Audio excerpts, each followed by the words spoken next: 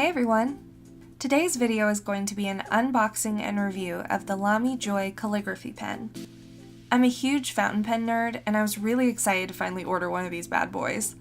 They've been out for a long while now. I think the original release was way back in 2004, which I'm almost certain was the year we voted for Pedro and were personally victimized by Regina George. That being said, although it's been out for more than a minute, I had a hard time finding video reviews from people using this pen beyond lettering. And I figured it was a good opportunity to test how this performs in lining a simple sketch. The first thing you notice when you open up the box is the weight of the pen. It's fairly heavy for a Lamy pen, but it manages to stay pretty well balanced even when posted. The Lamy website throws around the word ergonomic pretty liberally when describing their products, but in the case of the Lamy Joy, I would actually have to agree that's a fair description. The pen comes with a 1.1mm italic nib, and like most of their nibs, is replaceable. However, as a fountain pen addict myself, I usually prefer the option of having different pens for different jobs. So for me, that isn't a huge selling feature. However, it's definitely a nifty trick if you're just diving into fountain pens, or if you prefer to have one primary tool when working. To get you started, this puppy comes with a blue ink cartridge, which is fairly typical of Lamy pens. That said, I believe they have a solid range of cartridge options now, around 6 or 7 colors. Personally though, I always opt for a converter to fill the pen with the ink of my choice. In this video, I'm using Noodler's Bulletproof Black because it's waterproof and I like it. Lamy actually uses a proprietary converter for their pens, and I know a lot of people find that to be a turnoff. Honestly though, it's never really bothered me, largely because I sincerely like them.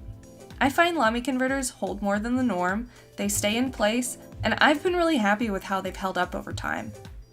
I would be happy to do a longer video about fountain pens, converters, all that, with recommendations and instructions on how to fill them if anyone would be interested. I adore fountain pens, and I'm happy with any chance I can get to go on about why they're worth keeping around for the long haul. This pen has all the typical joys and woes of its kind, and it's important to choose a smoother paper. Something along the lines of a mixed media paper works well. Anything with a rougher tooth will likely cause the pen to snag, and I would recommend laying down your lines first instead of your color. Speaking of color, there isn't much in the way of color for these pens, unlike the Safari line, which seems to have everything under the rainbow these days. I'm bummed that I missed out on the white version that came out a while ago. However, this black version is pretty cute too. Which is good, because this is the only option we have now. Despite any of that, I'm genuinely happy with this pen. In fact, it went straight into my on-the-go pen case.